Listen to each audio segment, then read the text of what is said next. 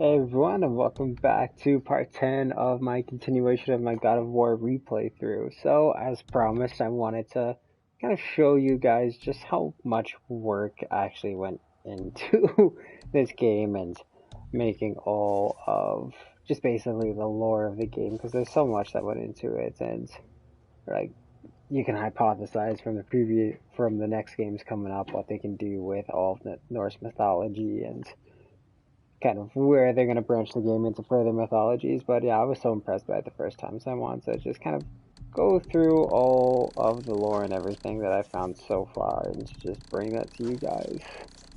So when it comes to the lore, we have the Jotnar shrines, and I've collected 9 of the 11, I believe. But yeah, this one. This is the big frost giant that we find in the game, and it's the end of the battle. It's Kahi.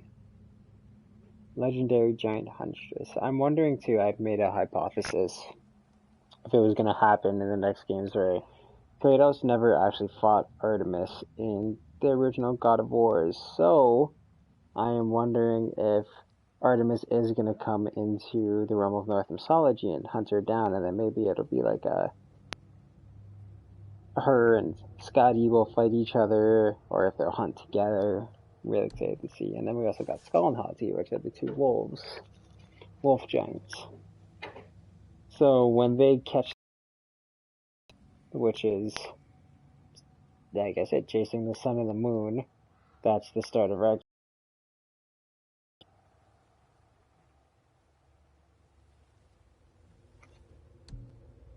We also got Ymir.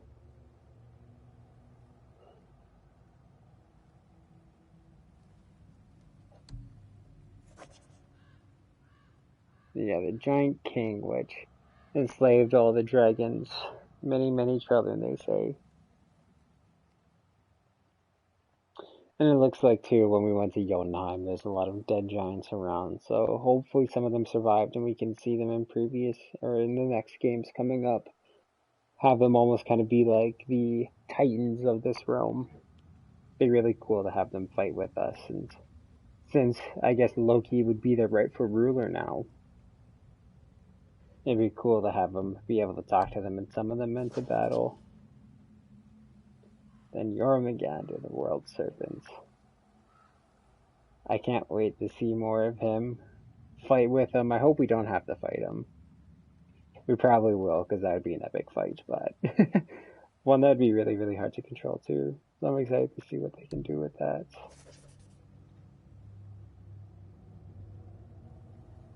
Yeah, we won't be able to fight him, because he's already been chopped up. And Surtur. We've already completed some of his trials in Muspelheim, but we're definitely going to see him in upcoming games. Same thing too, I wonder if we're going to have to work with him, or I doubt Kratos is going to want to be anywhere near Midgard when Surtur comes to, or Asgard when Surtur comes to destroy it, so we might have to take Surtur down in order to stop Ragnarok from happening and the destruction of Asgard. And we have the Thamur.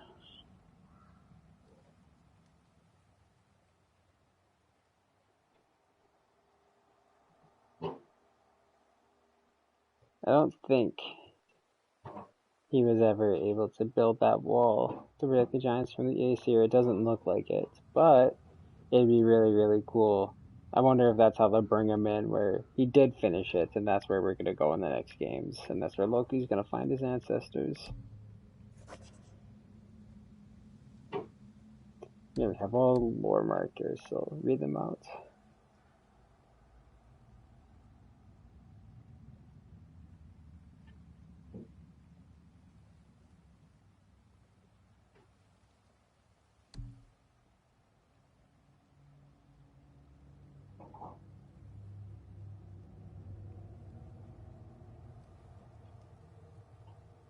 And it gives you a lot of insight into the fights between the Light Elves and the Dark Elves and the Dwarf Kings.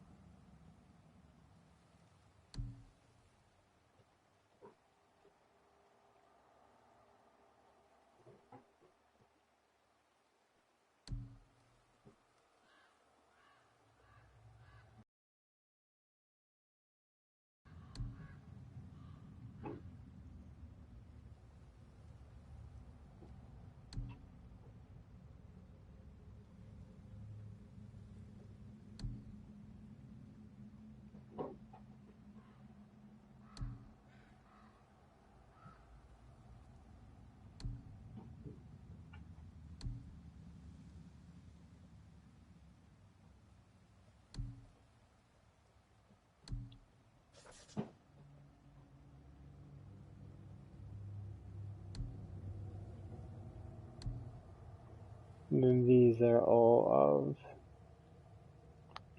basically the runes that we've collected throughout the game that we got a Trace to read for us.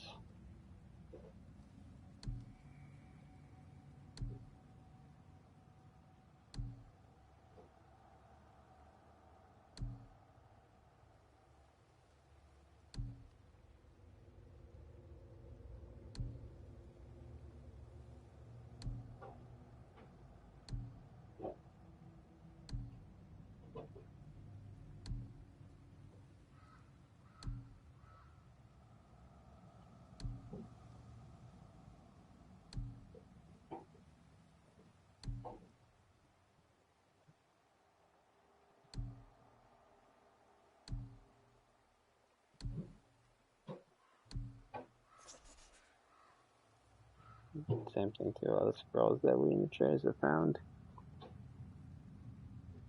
A lot of them are really kind of the dead around the Lake of the Nine. These are their journals that they have left around, so mostly humans.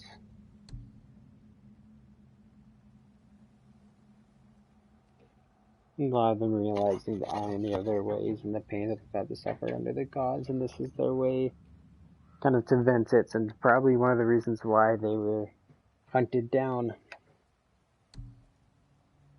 by the gods, and is why we see them as either remnants in the Lake of Nine or spirits around the Lake of Nine now.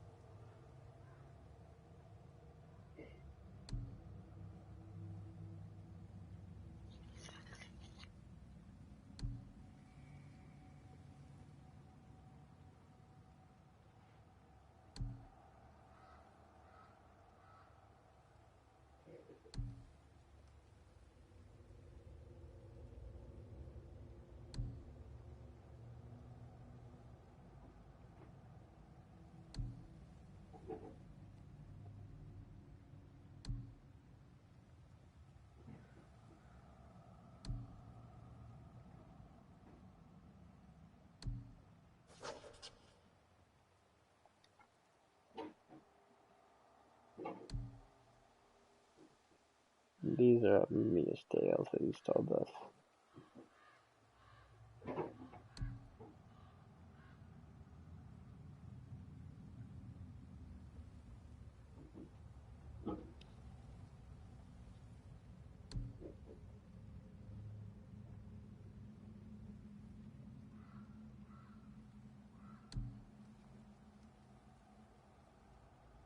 One or two in the next games coming up.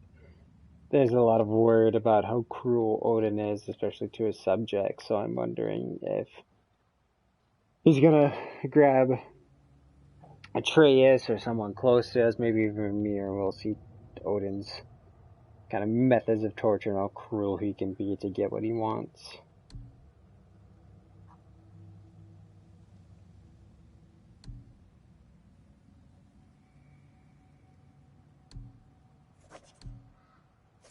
Now we got the Beastery.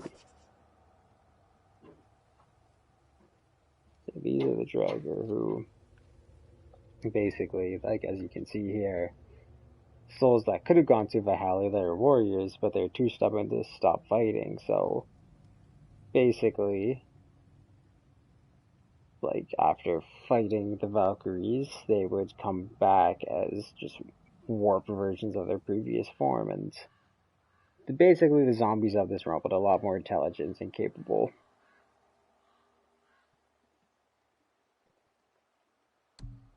So yeah, there's a bunch of different types of Draugrs in this game. They have the regulator, the dual wield, the explosives that after you bring your health down too much, they'll explode on you. So not very fun. The power weapons, you got your snipers, you got your shield Draugrs, and super fast ones who usually, like they say, they do wield there, and then the heavies. Then we got the fire agents. So these are basically soul eaters. We see them earlier in the game where if you get killed by one of these things, it grabs your soul and that's what powers it. So no Valhalla for you, no afterlife. We got nightmares. I don't know the lore too much about nightmares. I wish I went into it a little more here.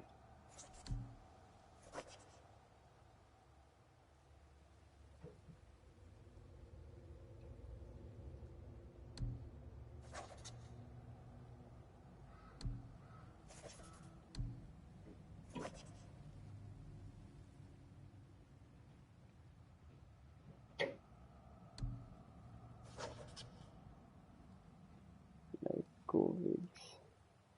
These are very powerful witches.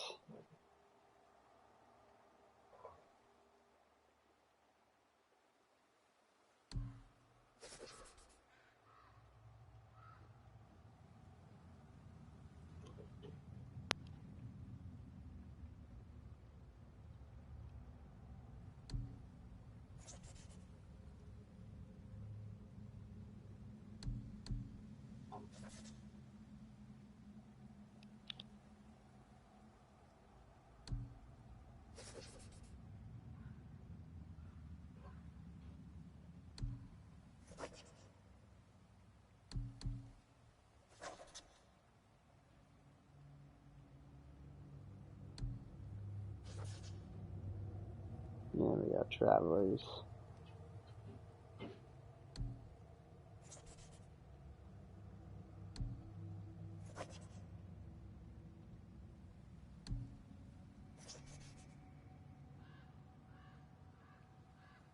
Now we got Fafnir, who's once a dwarf, but according to Mimir, he is very greedy and he got turned into a dragon by the sons of Ivaldi.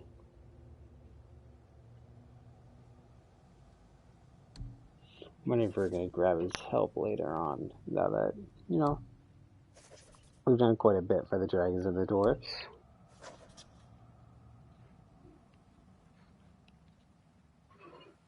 Yeah, as you can see, all the journal entries here were written by, like, they're from the point of view of Atreus.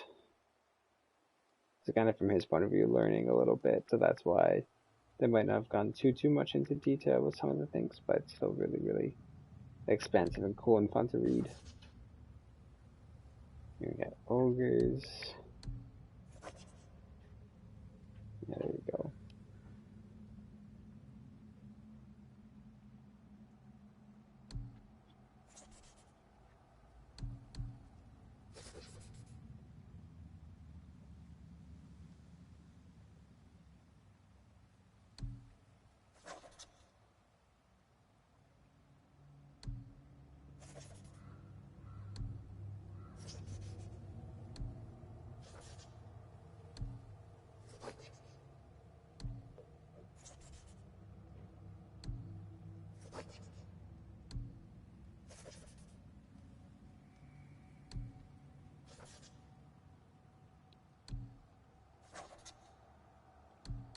These are no different than kind of what we've seen before. They're just souls.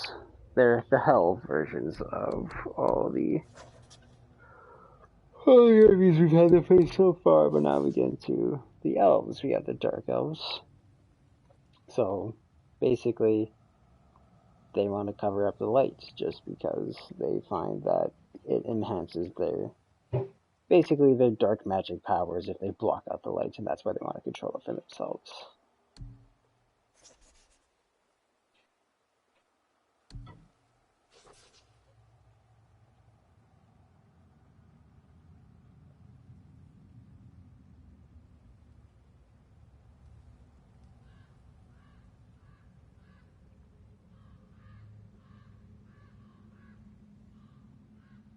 Yeah. In this one, everyone's the hero in their own story. But I wonder if we're going to see more of that in future games, if we're going to have the light elves cause problems for us.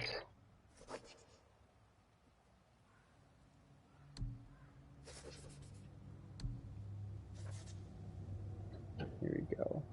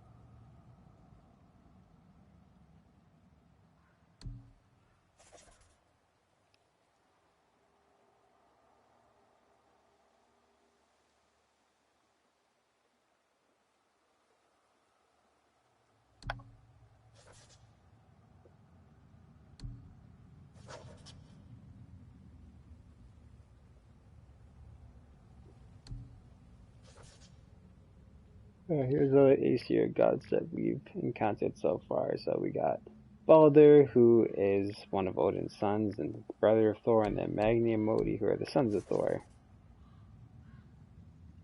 So Magni was the first one that we killed, and then Modi was the second one, who Atreus ends up killing. So yeah, we're gonna have great consequences for killing off 3 of the big Aesir gods in the family. And then yeah, this was something that I thought was really, really cool the first time I played, is all the trolls have different backstories and lore to them, so I'll scroll down them really quickly for you guys.